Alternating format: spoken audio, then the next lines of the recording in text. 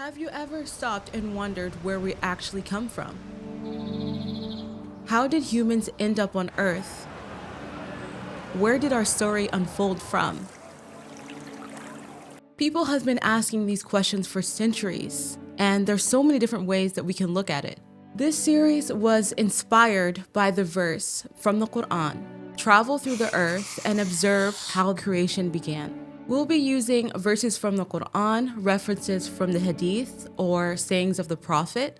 We also will be looking at Islamic scholars and their classical reasoning for this question, all presented in a story-based, simple way to understand. If this is your type of content, you can tune in to get these reminders. Each episode takes us through each story step by step to uncover this story together. So, without further ado, let's begin our story of our origins, أصلنا.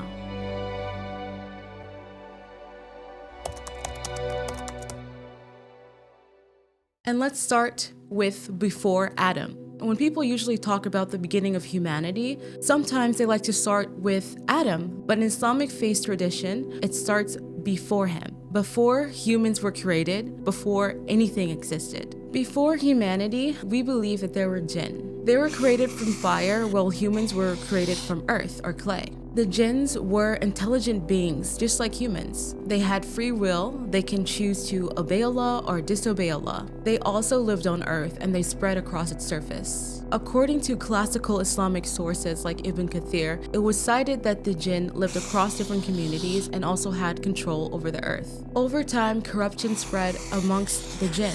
They fought one another, they caused destruction, they spilled blood. The balance that Allah had set on earth became disturbed because of this, and He sent angels to redistribute and to fix that. During this confrontation, some jinns were destroyed, some were driven into faraway places, and some were even driven into the depths of the ocean. Among those affected, there was one that stood out from the rest of the jinn, and we all might know which one this is.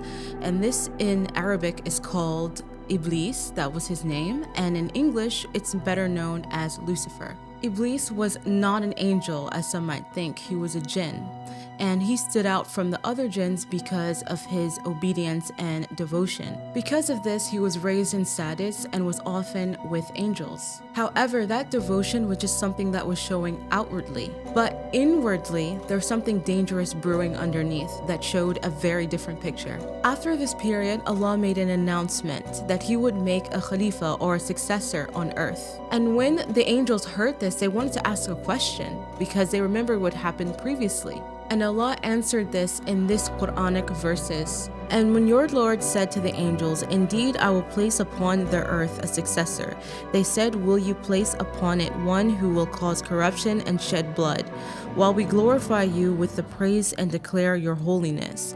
And with this decision, a new phase of history was about to begin. Everything that came before, the jinn, the creation of earth, the creation of the universe, were all different things that made the backdrop of humans' creation.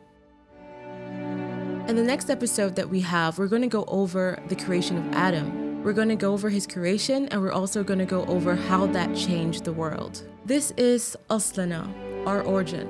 Before you go, make sure that you subscribe to this channel and share it with people that might be interested in this story. And don't forget to follow Omni Malaysia on all of our different platforms. The link will be in the description box below. We'll see you in the next episode. Assalamu alaikum.